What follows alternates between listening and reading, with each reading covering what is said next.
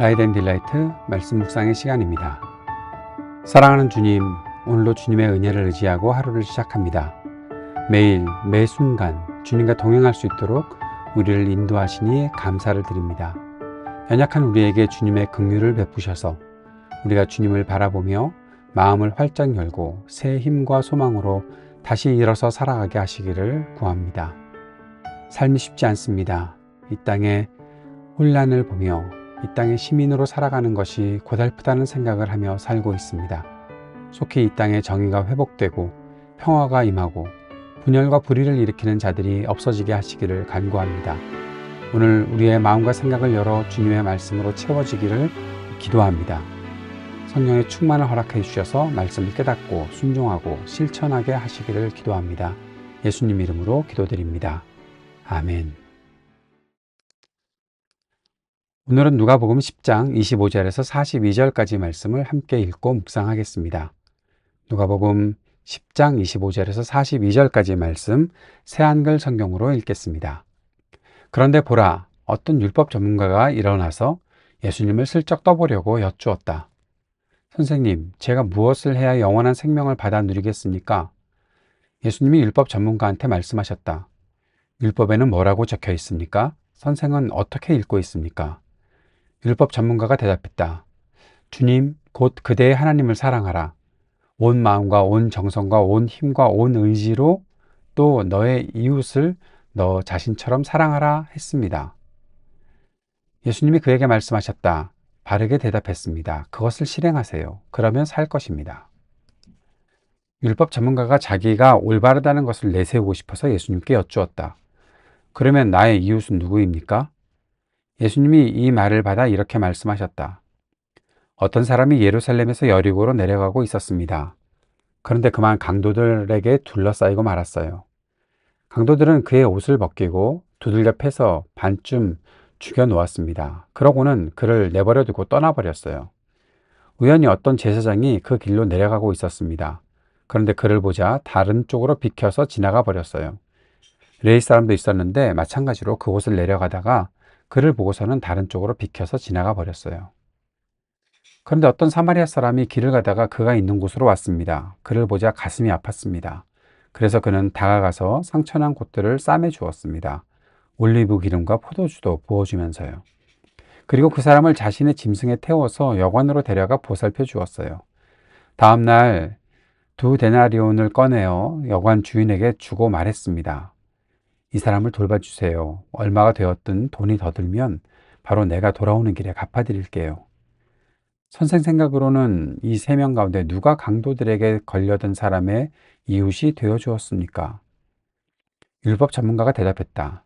한결같은 사랑을 그 사람한테 실행한 사람입니다. 예수님이 그에게 말씀하셨다. 가서 선생 자신도 그렇게 실행하세요. 예수님이 일행이 길을 가고 있을 때 예수님이 어떤 마을에 들어가셨다. 어떤 여자가 있었는데 이름은 마르다였다. 그가 예수님을 맞아들였다. 그에게는 마리아라고 하는 자매가 있었다. 마리아는 주님의 발 앞에 앉아서 말씀을 듣고 있었다. 그런데 마르다는 섬기는 일이 많아서 정신없이 바빴다. 그래서 마르다가 예수님께 불쑥 다가가서서 말씀드렸다. 주님, 제 동생 마리아가 저를 혼자 섬기도록 내버려 두는데도 주님은 아무렇지도 않으신가요? 그러니까 저를 좀 거들라고 마리아에게 말씀해 주세요. 주님이 마르다에게 대답하셨다. 마르다, 마르다. 그대가 많은 일을 걱정하며 마음을 졸이고 있네요. 그런데 부족한 것이 하나 있군요. 마리아는 그 좋은 부분을 선택했고 빼앗기지 않을 겁니다. 누가복음 10장에서는 예수님께서 어떤 사람과 이야기를 나누는 가운데 우리가 너무나 잘 알고 있는 선한 사마리아인의 이야기가 등장하고 있습니다. 그리고 오늘 매일 성경 본문 그 분량이 마르다와 마리아의 이야기까지도 나와 있는 것을 볼 수 있죠.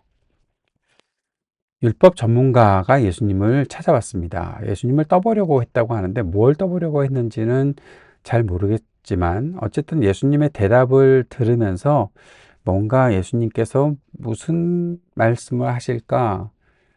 어떤 면에서는 예수님이 율법을 혹시 또 부정하는 어떤 행동이나 말씀을 하시는 것은 아닌가?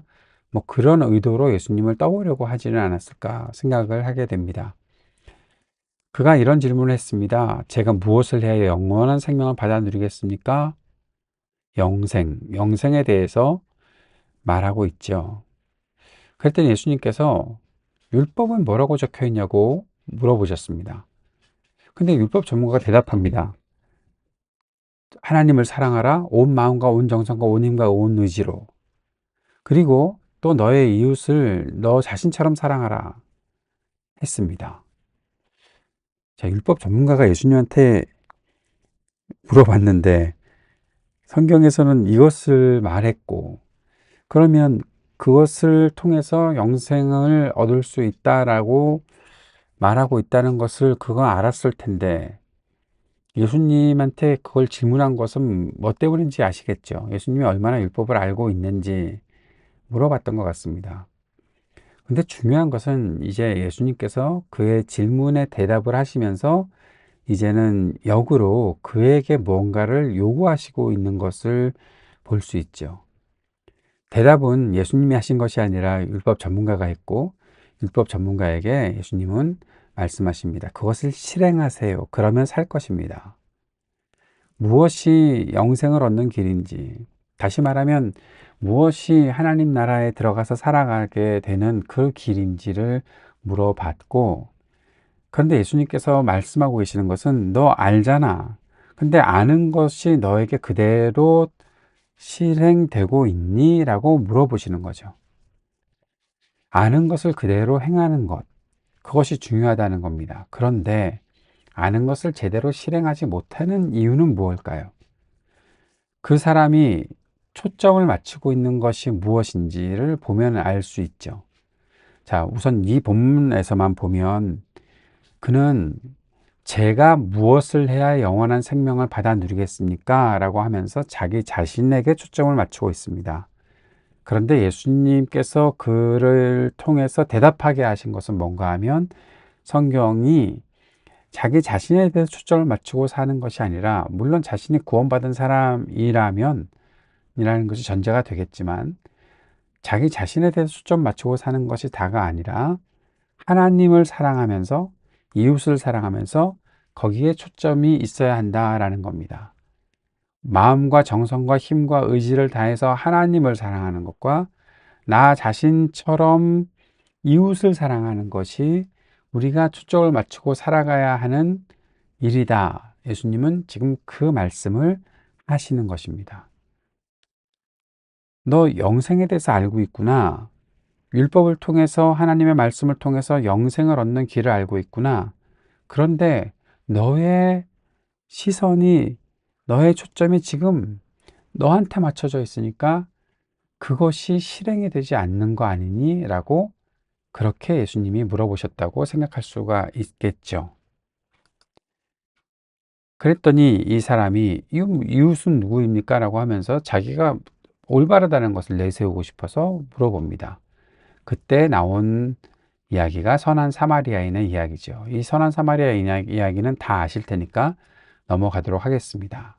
37절에 보면 예수님께서 그에게 하셨던 말씀, 누가 이 사람의 이웃이 되어 주었습니까? 사랑을 실행한 사람이지요 라고 대답했을 때 예수님께서 하셨던 말씀은 가서 선생 자신도 그렇게 실행하세요. 무슨 뜻인지 여러분 다 아시죠? 누가 이웃인지도 알고 사랑을 실행하는 것이 좋다는 것도 아는데 왜 그게 안 되느냐? 왜 우리가 누군가에게 이웃이 되어주지 않느냐? 왜 이웃이라고 말하는 사람들을 사랑하지 않느냐? 사랑하고 살아야 하는 것, 그렇게 모든 하나님께서 우리에게 주신 율법대로 사람들을 사랑하고 세워주며 살리고 구해주고 도와주며 살아가는 것, 마땅히 해야 할 일인데 그게 왜 안 되느냐? 나 자신만 잘 살려고 하니까 결국 내가 영생 얻고 내가 구원받아야 되는데 거기에만 초점이 맞춰져 있으니까 이미 구원받은 사람으로서의 삶을 누리면서도 그 영생을 이해도 못하고 거기에 대한 감각이 없이 살고 있다는 것을 보여주는 장면이죠. 조금 무리가 되거나 비약이 되는지 모르겠지만 마르다와 마리아 이야기는 좀 다른 측면에서 생각을 해봐야 되는데 오늘 본문이 붙어 있으니까 이렇게 연결을 시켜 봅니다. 다 알고 계시는 내용이라고 생각을 합니다. 물론 성경을 처음 읽으시는 분들은 모르시겠지만 교회 다닌 지 좀 되신 분들은 이 이야기가 유명한 이야기잖아요. 마리아와 마르다의 집에 가셨는데 마리아는 예수님 옆에서 말씀을 듣고 있었고 마르다는 예수님이 오셨다고 뭐 이것저것 준비할 것들이 많은데 마르다가 돕지 않는다고 불평하고 있다가 예수님께서 말씀하시는 말씀을 들어보면 그대가 많은 일을 걱정하며 마음 졸이고 있네요. 그런데 부족한 것이 하나 있는데 마리아는 좋은 부분을 선택했고 빼앗기지 않을 겁니다. 라고 말씀하시는 거죠. 마리아가 예수님 옆에서 말씀을 듣고 있을 때 마리아의 모든 시선은 예수님께 가 있었고 마리아의 마음의 초점은 예수님의 말씀에 있었습니다. 그런데 마르다는 분주하니까 그렇게 되지 않는 거예요. 예수님을 섬기고자 하는 마음이 비난받을 것은 아니고 그것이 잘못된 것은 아니지만 지금 이런 것들 때문에 분주하다 보니 자기 자신이 혼자 일한다는 생각을 하게 되었고 마리아를 뭔가 예수님께서 좀 너 왜 그래? 가서 언니 도와. 뭐 그런 식으로 이야기하시도록 그렇게 의도하고 예수님께 와서 뭔가 자기 편이 되어 주시기를 바라는 마음이 있었는데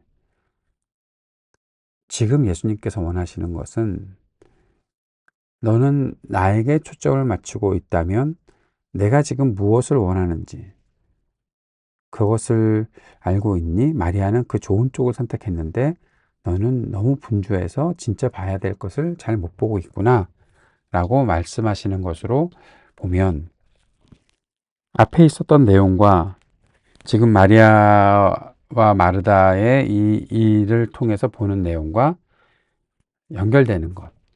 바로 우리의 시선이 어디에 맞춰져 있는가, 우리의 삶의 초점이 어디에 맞춰져 있는가, 그것을 보게 되는 거죠.